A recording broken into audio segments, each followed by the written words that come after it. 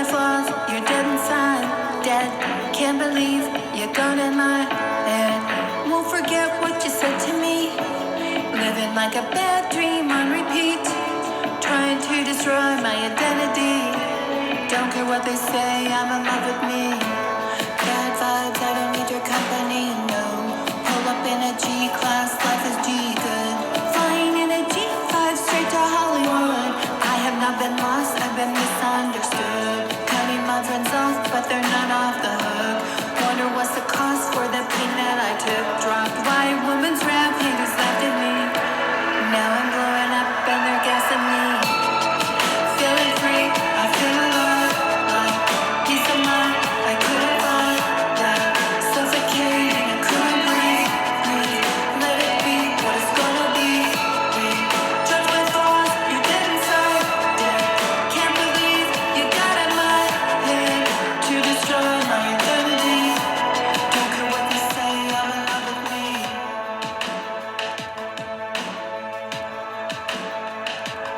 Everything stopped when I started doing things I thought that I couldn't. Pull up on the block on my honey. Wanted me to fall, I won't cave in. Yeah, I'm 63, shove my body in the coop. I could probably steal your man, but I think I'll play it cool. I've been reading through the comics, I know none of it is true. Yeah, I got my haters, man, they got nothing else to do. Yeah, I'm in my bag, I got nothing else to prove. Messing with my vibe and you're looking like a fool. I know what you spend on rent, yeah, I got it on my shoes. What you spend on rent. Hello there. This is Debra Danielsen. Welcome to our Rebel Empower podcast. I hope this podcast is absolutely beneficial. It's number 4. And today we're going to talk about mental health.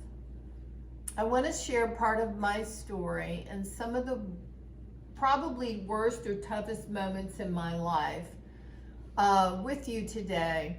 Why am I doing that? Because you can overcome it, and I have overcome it. And I wanted to share my story. And Tyler Cooksey, you may recognize, he's been on several other of my YouTube channels, podcasts, Teen Mom, 16 and Pregnant episodes. And he also is he's going to be a very good sounding board because why? He kind of grew up around our house and went to school with my daughters and knows our family very well. So I think that's key if you're going to sit back and look at what could I improve, what could I do better. So I hope you enjoy this podcast and everything that we bring to the table. One of my inspirations for this podcast, which I hope that anybody who has a challenge with borderline personality disorder, any kind of narcissism in your family, any kind of modern day psychosis or psychology needs. This book, Personality Disorders in Modern Life by Theodore Millen. This book was recommended by Dr. Phil. If you go into Dr. Phil, fill in the blanks, podcast, personality disorders, you will find some really, really, really helpful information. He highly recommends this book. This book is what they use to teach the curriculum on how to handle all these disorders. And I found it incredibly comforting because sometimes I gotta be honest, I used to feel like I was losing my mind. I was in a situation where I was surrounded by people who had a different reality. And so they would try to convince me their reality was real and it was not. So if you feel like you're in a reality and you don't understand and you're confused, I would highly encourage you to get this book or to seek a behavioral therapist a psychotherapist. There are many ways to get treatment, and sometimes treatment takes different combinations. It could be all behavioral, or it could be psychotherapy, or it could be a combination thereof. But you have to find your journey, what's going to help you. So today, Tyler and I are going to watch a few clips from MTV, and these clips go back to 2017. The particular episode we're going to watch took place in Key West, and this is about a trip that we took prior to David and I getting married. So you will see how that news, when shared with my family, how it didn't go well, and you will see how I had, I guess, my thermonuclear meltdown is the only way I would put it. But it really, I guess, from where I was then to where I am today, I learned to set boundaries, as Tyler has pointed out. Yeah. And I have learned to love myself more. And I have learned to accept myself for who I am. So, the Rebel Podcast is about accepting yourself for who you are, being unapologetically who you are, and know who you are, and to empower yourself to overcome those bad things in life. So stay tuned. I hope you enjoy this. So today we're going to watch an episode from Teen Mom OG from 2017, and we're going to watch clips from that episode. And Mom OG. We have some sort of a relationship strife. Strife is a good word. And you know what the Bible says about strife? Absolutely. It kills. I would hope that we could have a family life. That's... No, I have my life. You have your life. I love her more than anything in the world. And we want our family to be one. Did you not find the top, David? Did you hear me or no? Yeah, I heard. Oh, okay, thanks. I like people to communicate with me. He didn't like you at all. Okay. He hates you. oh, Tyler, that was the way we kicked off this episode. What a vacation. Yeah. This was supposed to be a vacation where we took a first family vacation prior to going down the aisle to be married. And the intention was to come together closely and to be more of a family, get to know each other more.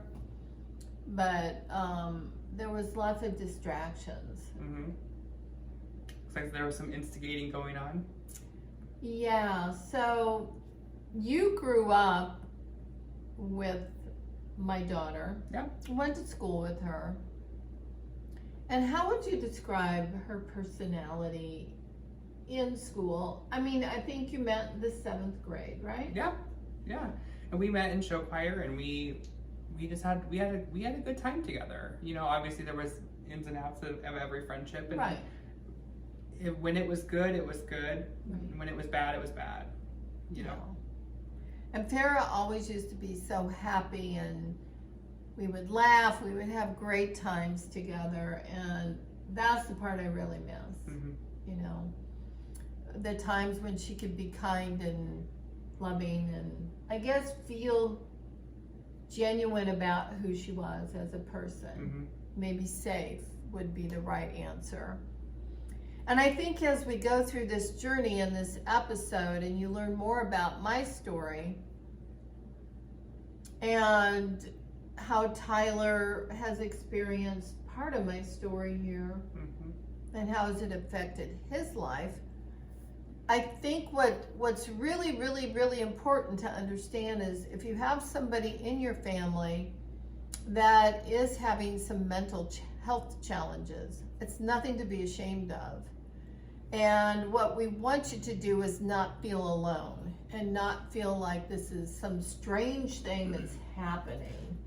Because, I mean, It's quite normal. yeah. More people than not have some type of mental health, may it be addiction or even as something as little as like ADHD. I have ADHD pretty terribly, but it's something you have to deal with. Yeah, you just have to take care of it. It's no different than if you were to be a diabetic or whatever health things. But the point is, you know it. Mm-hmm. You were educated. Yeah.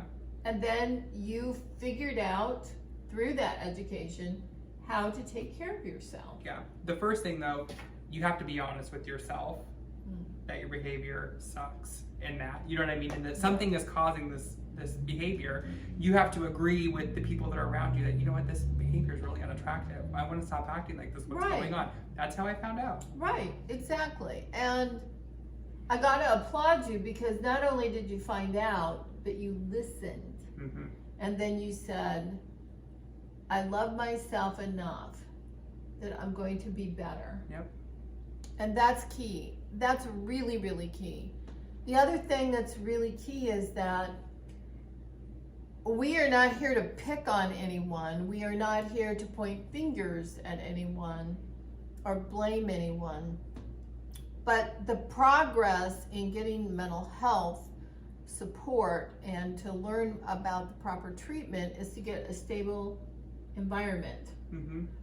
Achieve an environment where you can have a good family life or a good personal, professional life. Because let's face it, you're not going to go to work and bitch out the boss and be too successful, right? I mean, doesn't work that way. I think the important part that you mentioned is actually following through and doing the work. I think we live like in a time where mental health awareness is like become kind of this new thing, and everybody's talking about like their energy and their mental health and stuff, right? And I think that there's some confusion that people think that they're doing a lot of like mental health work because of something that they post on Facebook. Maybe they'll post a status where they use a bunch of like really cool buzzwords around mental health, and that's really not doing the work. That's just putting on a facade, which is just the mental illness in itself exposing itself again. So I think really getting your feet in the dirt and taking care of the stuff that's really scary is where the growth is at. Yep. And it takes courage. And believe me, I applaud anybody who's got the courage to stand up and look at themselves in the mirror and say, I can be better, and I can do better. And by God, I'm going to do it. Next episode clip here.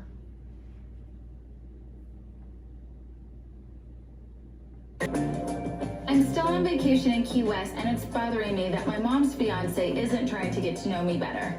Play for a little bit more and then you're done, okay? Okay. Ask him about kayaking tomorrow so I know, because they're going to count for everything. Yeah. Farrah would like to know if you're going to kayaking. Not going. Why? Because I wasn't going to go. Is it because of your knee? Sort of.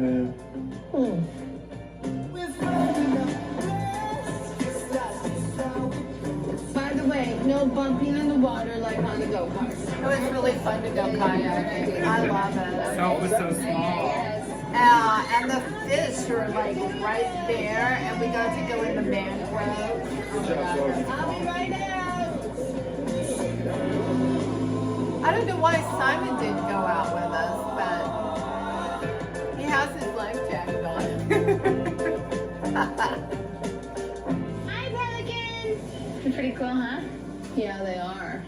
David? Hey, David. Yeah. He's in conversation. David, did you get any photographs? Yeah, I did. Farrah wants some photographs, David. When you were taking pictures earlier, I took right? pictures. I took a bunch of pictures. He takes really good photos. Like, why doesn't he, like, spend time talking to you rather than the wall? I just don't get it. It's Because really he's rude. talking, he's over there because he's trying not to interrupt us. This is a family trip. I'm trying So that's You see how you can find a problem with I should come up with one of those anything, but it excuses. doesn't matter. I'm talking to you, not That around you, because I didn't want to disrupt their life. So I'm going to just go over here and do my own thing. Maybe I'll just use that excuse for the rest of my Oh, life. Farrah.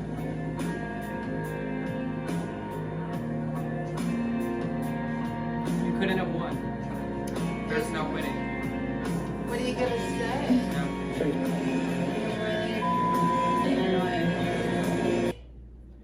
So that was really sad because, you know, I tried so hard to bring everybody together, only to just, no matter what went on, just watch it keep disintegrating. Mm-hmm. But as the day wore on and the trip went on, it got worse. And so we went to this nail salon, Sophia and Farah and I, and Simon were going to have a little female bonding time. So I was excited. I wanted Sophia to be my attendant for my dress right there with me. I wanted Farah to be my maid of honor. And Simon just wanted to be on the girls' trip. That's all. Farah had secretly aligned Simon to come, even though they were officially broken up, but she requested that he be there because he was at a nearby bachelor party. And she wanted to, as she put it, she wanted to have Simon there because she knew it would aggravate me. Mm-hmm. But as you can tell, I treated him with kindness, and I actually don't mind. He didn't really rile you up too terribly much. No. No. She should have saved her money for the ticket. She had it down. I know, right? Did you tell Simon about your wedding, or?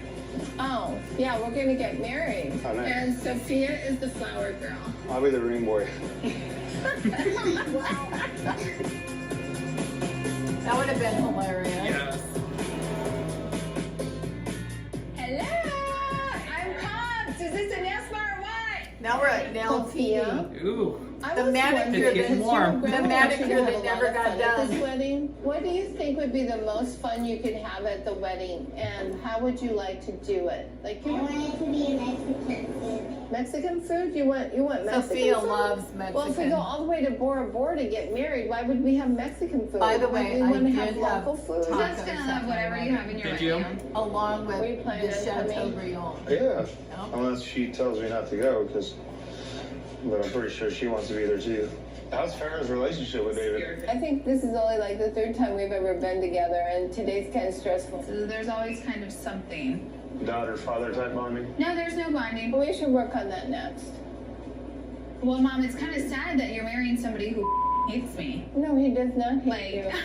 He does not hate you, Farrah. I Simon mean, put that in as her far as mind, I'm concerned, and that like, wasn't true. I feel like I deserve a lot nicer treatment from somebody than the cold shoulder. Like, I'm inviting you guys to Key West and he has his back towards me. Some people handle stress differently, you know. And he's a doctor, right? So he should definitely know. I totally understand Definitely.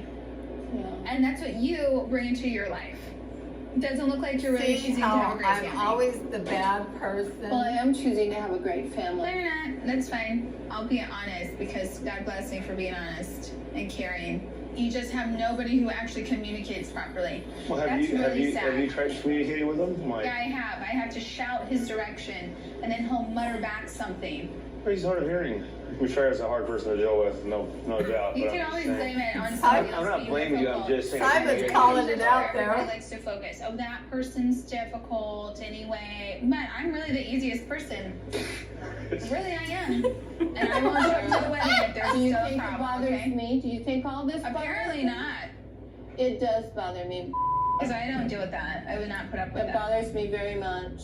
So I'm just saying. Well, I'm here's very spending sad that time. everything I do makes everybody so unhappy. It must really bother you. It then. really was her does. fault. It must really bother you. But you're actually- even want to exist, Farah. No, I'm sure you don't need to make other people feel bad. You don't need to make other people feel bad. And Sophia Is was this like a sad. grown-up throwing a fit? Because I don't No, understand it's this. me just wanting to die. That's what it is. All right? That's So what it is. you are throwing a fit. I think it's a little bit much to throw a fit right now. Right. I'm sorry. Sophia, do you want to step outside? Because I don't really think that's okay. By the way, Sophia did not want to go outside Mm-hmm. because she was sad, because I was sad. And she knew that all I was trying to do was be happy and have a happy moment. But I guess looking back at this now and knowing that there was so much at play in Farrah's life at that time, I think that my wedding, the whole thought about just me even having a wedding was just overload. Yeah. You know? Yeah. Because she was breaking up with Simon. Simon and her were just like, oh well, at each other's throats half the time. And for some people, it's really hard for them to pencil in time and find time for things that don't directly revolve around them when that's what they're used to. And I think that that's difficult for people sometimes. That's a really good point. So it's hard when you want to celebrate something in your life and you just can't celebrate it with the people you love and your family. You expect your family to be the first in line to be there to celebrate, but some days they're just not up to it. Mm-hmm. And I think one of the big lessons learned here for me was sometimes you got to stop, back up, and look around you and realize that other people around you are hurting, so they can't celebrate that moment, you know? But give them grace. That's where the growth comes from. Give them the grace, right. Yeah. So have you had a moment in your life where you've had to go through anything similar to this kind of a situation? I've had a lot, and a lot of it stems from, it's no secret, and I'm not afraid to share it here. I'm a recovering drug addict. I have been sober for almost 9 years now, actually. It'll be 9 years. It'll be 9 years in January. I just celebrated 8 years when I was here filming the last time. Yeah. And there was just a lot of looking back, you know, hindsight's 2020. And I look back at the year of lasts of my dad. My dad passed away while I was in the midst of my addiction. And I remember my dad had tried a lot in a lot of circumstances. And in this case, I was the child that couldn't see outside my four walls. And I was in my own thing, and I felt that that I was the main character, right? And I look back at that, and that's a lot of the times the things that will keep you up at night when you remember that. And that's the difficult part of growth, because you can grow and you can change the behavior, but you have to look back at that stuff that you did, right? And you have to own it. And when that person, you know, unfortunately in my situation, my dad had passed before I was able to get sober. So I wasn't able to make amends there. In my mind and in my heart, how I make that living amend now while he's not here is to continue to do the right thing and live right, and don't do that again, you know? Yeah. So I haven't been in the same situation in your standpoint, but I was the giver of that. And that's why I can identify with a lot of this stuff. This is a very hurt person. These are hurt people. Hurt people. They do. And one of the things I do, because my dad also passed away during all of this progression, and it was a big turning point in my life. And when my dad died in my arms, I just remember him saying all the time as I was growing up, I wish I would have. I wish I would have done this. I could have done that. Or we're going to catch that on the way back. Well, I realize how short time is. How quickly, because you never think your parents are going to just die, right? Yeah. You think they're going to always be there, but they're not. So I make it a priority every day to take those things that are so important, like other people and other people's feelings, make that a priority. And when I feel like I need to go report my progress, just to get it off of my mind and feel like maybe a celebration, I made a new milestone, I get in the car and I drive to the cemetery and I go right there to his grave and I talk to him, Now, I know a lot of people may think that's crazy, or what good could it do? But 2 times I've had some really amazing experiences doing that. Mm-hmm. And all I can say is I don't regret it at all. It just changed my life. Yeah. So I really can empathize and I understand. I think it was like almost a year apart. Our dad's. Did your dad pass in July? Yep. Yeah, mine was July 20th of the year before yours. Oh my God. Almost a year. Almost a year to the day. And then my dad's birthday was July 31st. Mm-hmm. And we buried him on July 30th. Yeah. It was just tragic. I don't know what your experience has been with loss, because I think loss is pertinent to the show. I know, we lost Derek and that was a big thing. I think it's how you handle it, but for me, like what you said, when you lose somebody, it changes your perspective on everything. It does. I remember it was a really weird turn of events. My dad died in almost 6 months to the day I got sober. So it's kind of like this, it's almost like he instilled this in me. Let's say it's almost as though it's times like he lives through me sometimes in a lot of ways. Yeah.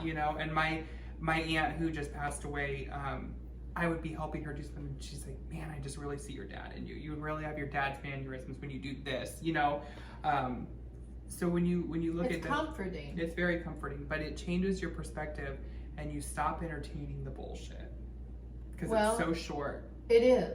It is. And when my dad was, from the time they did surgery on him to the time he actually passed away, it was only like 3 months.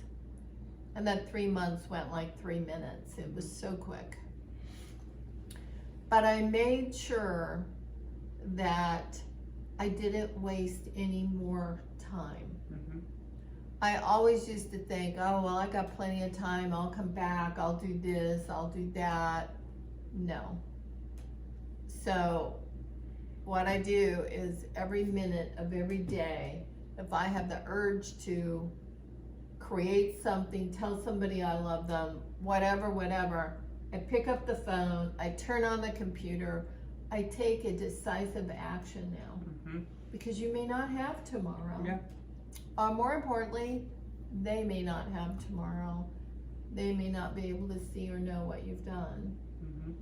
And we take people for granted. I just see people that act like people are disposable ballpoint pens. Oh, look at this thing. Well, it's not working. Just pitch it. Let's bring out another one. But you're gonna run out. People are important. You do run out. You do. And I think that's the number one thing that really struck me is how valuable not only my friends are like my family to me. And I mean that sincerely. And I've always been one to choose my family. And I just really, look, I can either stay around people who hate me, despise me, loathe me, whatever, or I can be around people who celebrate me and I celebrate them and we can go do something marvelous together. Why not do that? Who says you have to be miserable? Yeah, I'm telling you, life becomes very enriched when you show up for the people who show up for you. And that's and when the shit gets tough, and sorry if you guys don't cuss, but this is real life. Yeah. When the shit gets tough and the rubber hits the road and the times aren't all glamorous and there's not cameras and there's not and then when you really need somebody to and be the there cash for you, isn't flowing. Yeah. And when you have somebody and you really need somebody, then the people show up for you. Yeah. Those are the real ones that you want. That's the real family. And that's the real love. And we can't help a person who has mental health problems unless they want to help themselves. And you can make excuses for them. You can you know, work through it, and you can keep giving them leeway and overlooking it and putting yourself in a bind for it. But at the end of the day, everybody chooses their physical health and their mental well-being. And you have to step up and say, I'm going to take care of myself. I'm going to be happy. I'm going to live my best life ever. And today's the day I'm going to start, and here's how I'm going to do it. If you have somebody in your family who likes to read and want to know what the doctors use and how they're trained, this book, Personality Disorders in Modern Life by Theodore Millon, M-I-L-L-O-N, and there's 4 people that worked on this book with him. Seth Grossman, Carrie Millen, Sarah Meager, and Rowena Ramnath. So get this book. Dr. Phil is an extreme, and I would say a lovely doctor that has helped me and helped my family. And Dr. Ish has also helped us through these kinds of issues. And I can't speak highly enough about them, because not only do they call it out so that you can understand what it is and why it is. It could be biological, it could be experiential, it could be a lot of things. But let me be clear, it's not because you were abused as a child. That's what people want to always believe. Oh, I had such a bad childhood. Oh my God, you were so horrible to me, whatever. Well, don't lay that burden on anybody. Be responsible as an adult and say, I gotta fix myself, and I need the right people, and I need the right team, psychotherapy, behavioral therapy, whatever it is. Have empathy for your family member or yourself. Give yourself a break and go get the help you need. Like you went and got what you needed. Mm-hmm. And the greatest gift I think I ever had was understanding what was going on in my own family so that I could have a break and know that it had a name and what it was and how to keep moving forward. Mm-hmm. You know, they always say, I sponsored a lot of guys in AA, and we would always try to get down to like trauma factors or reasons why your behavior does it. And I would always label the be like, if somebody would be like, I would constantly cheat on my girlfriends and I can't stop it. And we would label it, whatever it was. We would stop calling it cheating and we would call it fear, or it would be insecurity, right? And I would always tell people, monsters are a lot less scary if they have a name. Correct. And that is so true. Correct. If you're like, it's a personality disorder, that's what it is. Yep. It's no longer like, oh my God, what's my part in this? Am I instigating this? Am I gaslighting the situation? No. Right. You're dealing with a sick person. Right. That's what it is. Right. And gaslighting people is not good. I've been through that too. Yeah. And when you gaslight children and the children are confused and the family suffers for it, none of that serves any good purpose. So I'm really glad you brought up those points, because I mean, those are key to healing. Mm-hmm. You've got to be able to be strong enough to face it, face the demon, look it square in the eye and say, you're not going to take this away from me. You're not going to take my happiness, my joy, my healing, because it's mine. I claim it and I'm going for it. So I think that's super important. And more to my story now, and then we'll see some of my healing that's been going on. And I gotta tell you, I'm so grateful for David, who's been with me through this journey. An absolute pillar. Yeah. And the patience of 10 million angels, I think. Yeah. So now we're at dinner. This was supposed to be the family dinner. So first we're having ice cream and then we're gonna go for dinner. Lollipops! Yay! Look at that! Ah! Don't touch. Don't touch, honey. Hi, how are you? Sorry, I didn't see you right there. Hi. I live in the tempest of hell constantly. There you go. There you go. You gotta be in a Shakespeare play. I think that's what you need. You do, you feel like you're living in hell and you can't believe this is really your life, Tough right? circumstance, right, Debra? It is. I got Oreo. I got chocolate. Can you imagine to be my fiance and to have to go through this? I mean, you really have to love another person.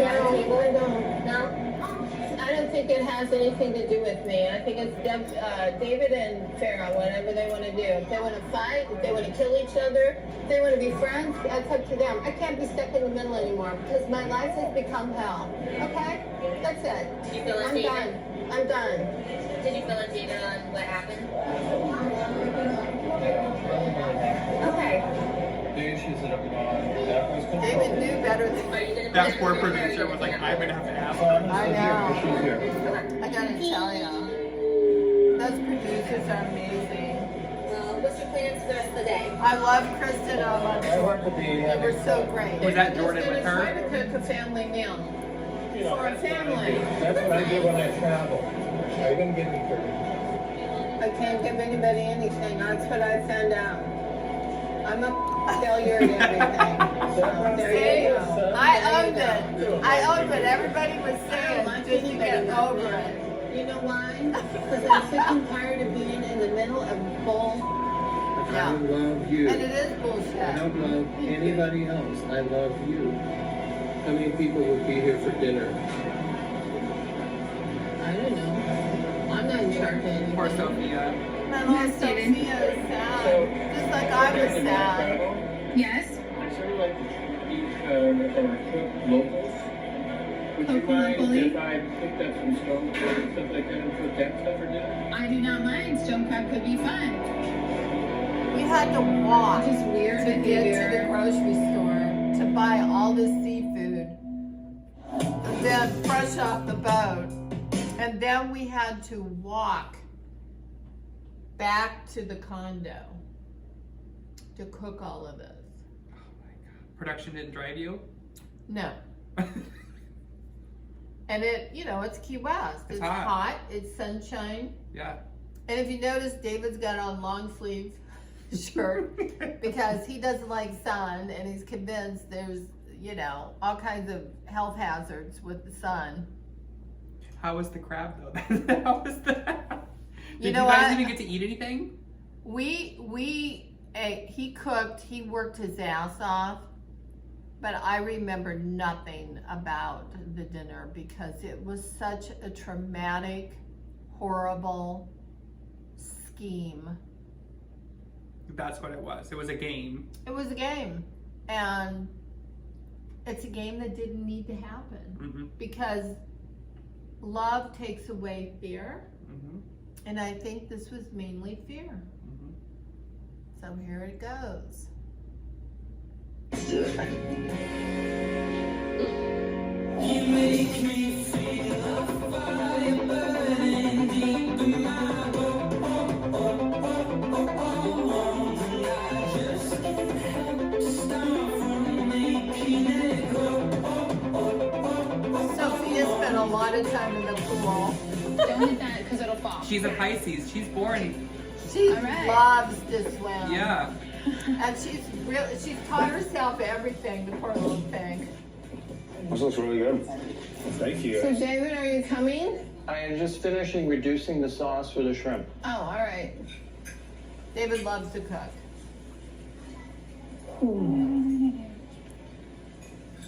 Well, I learned something today. A coffee ice cream does not mix well with key lime I pie. had it. It was great. Of course, why not? So you guys ready for the big day? You're wrong. Set date too? Oh, not yet. You're gone. David, are you ready Yeah. for the honeymoon there in the wedding? Sure. Hey, could you hand me the wine? Sure. Barbara? Yeah. You guys were all arguing earlier. You guys all kind of good, comfortable now? Simon, that's one of the things that's very hard to explain. For you to be part of the family, it's a big thing to get cleared out on the table, you know? Well, Simon's correct. So you David, know. since the time that you've gotten to know me and be around me, where do you envision your relationship with me? Because, you know, it started out kind of hateful, and it seems like we're not really connecting and like hanging out properly and having great conversations. So I'm just How can really you have trying a to great understand conversation like if you're what the hell's hateful? going on. I have no relationship with you. This Because is you the can't have one, apparently. parents are to be respected. It's in the good book. Don't stop. And then you know what? I really love the good book, and I asked you a blatant question. Yeah. You can have Okay, so all you the respect your schooling mother? to do You with me. respect He's your gonna mother? need it. So I want you to say to me David's like, give me some. what you're going to do if you're going to marry my mom, because I'm not going to support somebody who hates me. Do you understand that? Barry, you know what? What? If you can't respect your mother, Okay. it's hard for me to have a conversation with you. That was an But honest for my mom. comment. That's what right? you're saying. you don't respect her. You just want respect, and you don't know how to earn it. She needs it. No, you need it now. No, I don't need your respect. You don't need mine, you won't receive it. Don't judge me when my mom can't get it. When I have opportunities to take my mom to family therapy and have all these people pay attention to selfish mother who don't care about their families every day, that's something important to me. She doesn't need Talking family about, therapy. you know? That's one of those moments what does where she need? She's just going on. you're like, what? You know what, Yeah. sweetheart? I've had therapy, and you know why I'm in therapy? And my Simon's family's laughing yeah. because So the if you hate me at the end of the day, go therapy get some seems questionable to him, I guess. But Don't you ever can come see on a I'm trip with very me ever sad again. here. Don't ever say Yeah. I need therapy. You do. Let's go for a walk. I wish you all the best on your wedding. Here it goes. Well, I don't know what the game plan is because you see, I can't win. You can. No. You can. No. No, you have to come to a stable coexistence, I whatever. can't. Yeah, you can. You know what, Mom? You have to. You have to do everything that David says. Because this is what it's like when you marry Round somebody who's 20. hateful like this. You I'm have not to. hateful, Sarah. Yeah, he is. I have never even had my parents, my whole life, ever say to me that I need therapy. I'm a doctor. I'm really I'm sorry. a doctor. And you suck at being a doctor, bitch. You. That was Go not you good. too, mother. That don't has need gone that. too far. Yeah, if you want to be immature, I'm going to take it there. I mean, You're a there's doctor, no act words better for than that. that. You're a psychologist too, and you suck at that. And David is not a psychologist. I'm done. So, Mom, both of you can have I'd like drama. to know Both of something. you can have. No, I'm not having it. anything. Yeah. I'm just gonna go No. die, Sarah. You know what? Everything Hey, I own, everything I don't I need it. own. I don't need it. anything, I don't Sarah, have to tell because anybody. I don't have love. I have nothing. Then you I have have to learn nothing. how to love yourself. And you're the one. No, I'm You're not. the child. No, I'm not. I've had everything Good. stripped. I'm really great. Thank you very much. You're welcome. So she told me to go love myself. Did you get that? So I guess the answer here is that she's telling me she couldn't love me in that moment because she needed to figure out herself. I can't have a problem with that because I can empathize and I can love her because I can hear her hurt. And there's nothing more than I want in life than for my daughter to be healthy and happy, to celebrate love with somebody that's important in her life, besides Sophia, right? But I think Sophia needs a break from all of that tension and drama and, I don't know, craziness, chaos, strife. Yeah. So I guess if you're having, I've shared my story with you, and I guess Tyler, you've been here for a big part of all of this. So after watching this and realizing that was 5 years ago, right? I feel like I have so much more peace now. I've moved on in my life. I've had to, unfortunately, call it time out. Time out. Sometimes we have to do that with our family. And it's not because you don't love somebody, it's because you do. Mm-hmm. And you don't want to have any more arguments, you don't want to have any more fights, and you just pray that they will sit down and figure out what's important in life, right? Yeah. It's almost as though you have almost had a little bit of a glow up over the past few years. You've let guards down. Yeah. You've let people in outside of your family. Like you said, you usually only open up to your family only, right? And I think like over the last couple of years, we've gotten extremely close. We talk, we talk almost like every day. Yeah. And I think that that's where the growth started. Yeah. When you were able to take time away from the drama to figure out what makes Debra tick, right, and how to let people in, right? Because you were never going to get better unless you had trust with somebody. Correct. But for so long, you only knew conditional love. That's it. I felt like I was beat down every which way I turned. Mm-hmm. Michael regularly told me my ass was too fat, my boobs are too small, I was a mean person. I mean, there was just so much. I could not do anything correct. He had like his top 10 that he would recite verbatim, and then he was a good gaslighter. Mm-hmm. And you know about the gaslighting.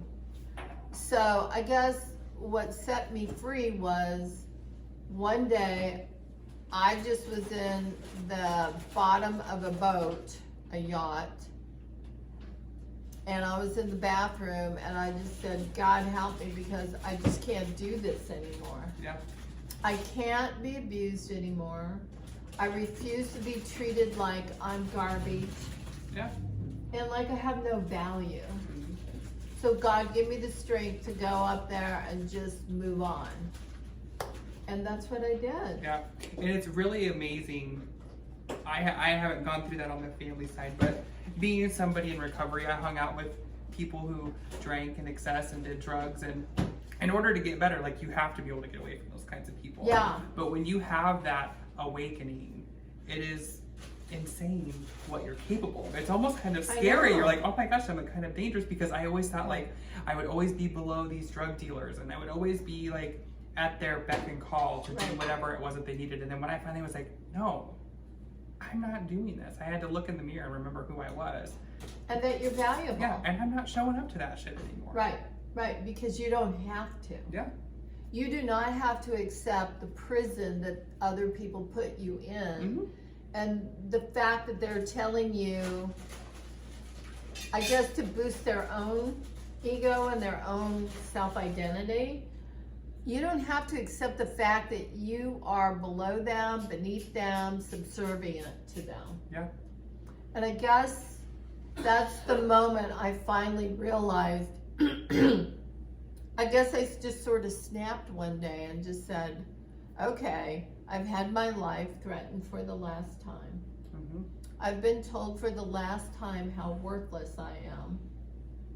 Because here's how I feel. God does not create any worthless human beings. Mm-mm. And the Bible says he looks at you as his masterpiece. Well, if I'm a masterpiece, I better start acting like it, right? Mm-hmm. So, although I walked away from that encounter extremely sad, and I haven't been able to see or talk to my granddaughter since, I think it's done a tremendous amount to help me grow up. Mm-hmm. And to heal.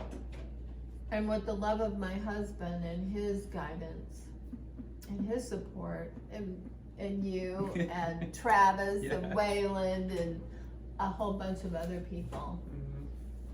I think you've all kind of lumped me back into a sane position again. Yeah. And I really am grateful. Yeah.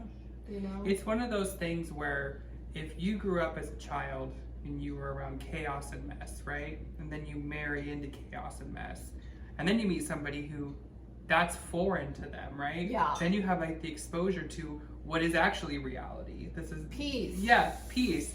So, and then once you find that peace, there won't be anybody on this earth that will take it from you. That's how it is, because you'll protect that way, because it took you your whole life to find that. Correct. You know, now you've got the golden egg. And you went through hell to get there. Mm-hmm. And believe me, a life experience is a very good teacher. Yeah, that's how I learned all my lessons. And I tell people beating that cycle, breaking that cycle is very similar to a drug addiction, right? And you tell somebody, if you relapse and you go back out, you always have another relapse in you, or you always have another slip to let that behavior in. You don't always have another recovery in you. Right. You never know when the last one is. That's true. And you have to be very careful and guarded with your energy and your peace, because that's everything. Right. And none of us know when our last moment is on this earth.